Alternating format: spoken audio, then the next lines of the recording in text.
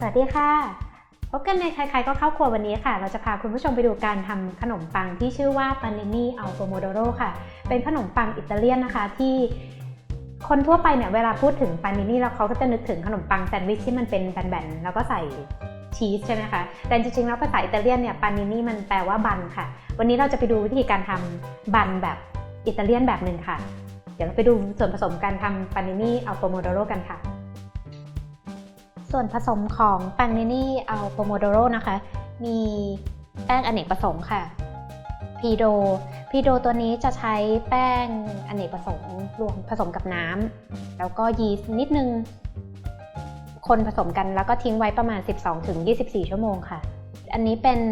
มะเขือเทศเข้มข้นผัดกับหัวหอมใหญ่ซึ่งอันนี้ทำไว้ก่อนที่จะทำขนมปังก็ได้นะคะน้ำเปล่าค่ะน้ำมันมะกอกเกลือแล้วก็ยีสต์ค่ะเดี๋ยวเราไปดูส่วนผสมที่2กันค่ะส่วนผสมที่2ของปานินีอัลโปโมโดโรค่ะมีมะเขือเทศเข้มข้นนะคะแล้วก็สมุนไพรซึ่งวันนี้มีเบซิลค่ะไทม์แล้วก็โรสแมรี่ค่ะเดี๋ยวเราไปดูวิธีการทำกันค่ะเรามาดูวิธีการทำปานินีอัลโปโมโดโรกันค่ะเริ่มจากการใส่แป้งก่อนนะคะยีสต์ค่ะเกลือกับยีสต์ที่มันไม่ชอบกันนะคะแยกกันหน่อยนะคะแล้วก็โอลิฟออยล์ค่ะทีนี้ในส่วนของส่วนเปียกนะคะเราจะมีพรีโดที่เราทำไว้ตั้งแต่เมื่อคืนนะคะพรีโดเนี่ยเราใช้แป้งน้ำแล้วก็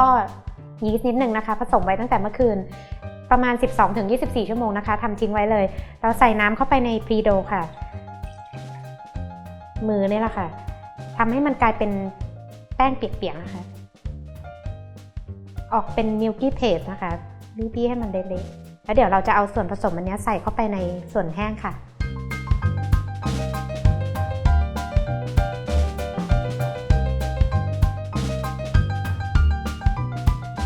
ค่ะแล้วก็ผสมให้มันออกเป็นมิลกี้เพสที่มันจะเป็นสีนมๆแบบนี้นะคะแล้วเราก็ผสมส่วนเปียกเข้าไปในส่วนแห้งเลยค่ะ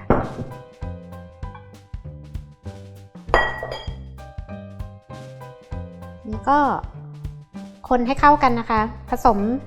ให้พยายามให้ส่วนแห้งมันกลับเข้ามาเป็นก้อนให้มากที่สุดแล้ว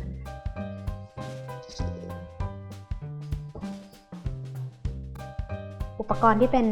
สิ่งที่ช่วยได้ค่ะสแครปเปอร์โดมันจะติดกับโดเท่านั้นนะคะเพราะฉะนั้นเอาออกจากมือไปค่ะแล้วเดี๋ยวมันจะเป็นก้อนอีกเราจะนวดแป้งประมาณ10นาทีนะคะแล้วก็พักแป้งประมาณ 15-20 นาทีก่อนที่เราจะ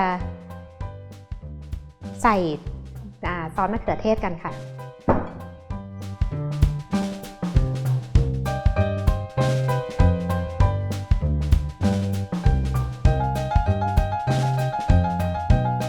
เดี๋ยวเรานวดแป้งประมาณ10นาทีนะคะ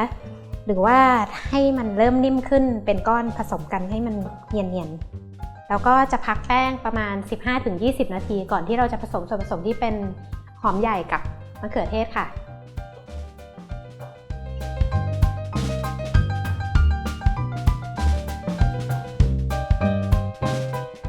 หลังจากที่เราพักแป้ง15นาทีค่ะเราก็จะมาใส่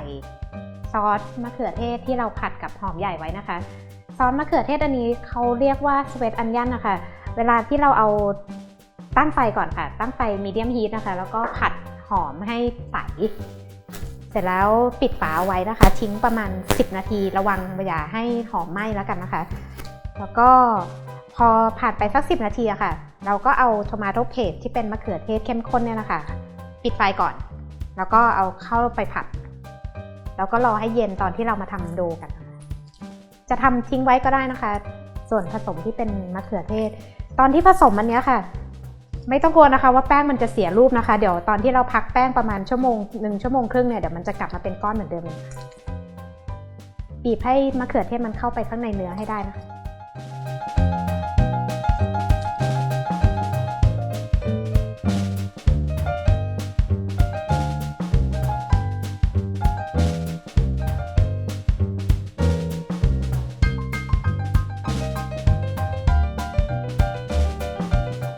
นี่พอเรานวดเข้ากันแล้วนะคะเดี๋ยวเราจะพักแป้งประมาณ1 ชั่วโมงหรือ1 ชั่วโมงครึ่งนะคะหรือจนกว่ามันจะขึ้นเป็น2เท่าค่ะ ใส่ชามไว้เหมือนเดิมแล้วก็คลุมผ้าไว้นะคะ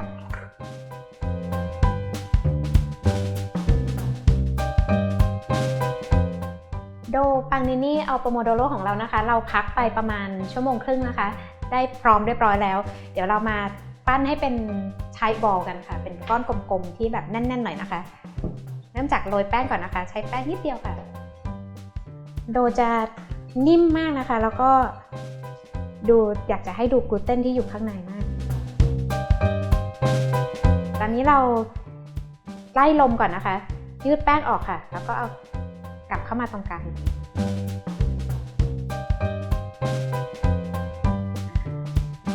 ทีนี้เราจะมาแบ่งแป้งให้เป็นก้อนเท่าๆกันนะคะแล้วก็ก่อนที่จะเข้าอบเนี่ยเราจะทาด้วยโอลิฟออยล์ค่ะแล้วก็ทามะเขือเทศเข้มข้นนิดนึงแล้วก็โรยด้วย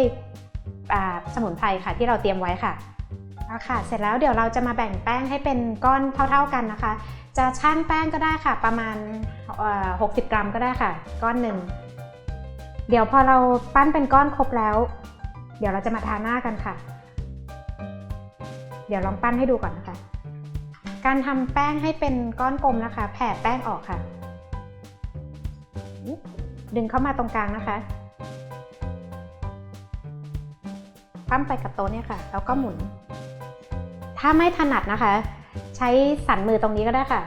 หมุนเข้าไปใต้แป้งนะคะให้แน่นๆเลยเดี๋ยวทำไปเรื่อยๆนะคะแล้วเดี๋ยวเรามาทาหน้ากันค่ะ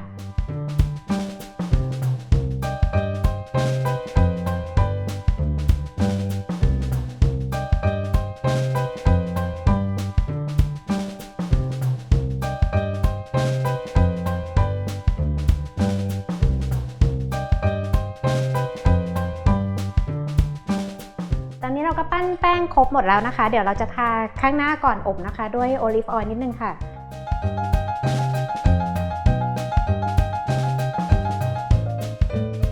สีสวยมากเลยนะคะเพราะว่ามันเป็นสีจากมะเขือเทศนะคะทีนี้ก็เอามะเขือเทศเข้มข้นเนี่ยนะคะแตะหน้าไปนิดนึงค่ะ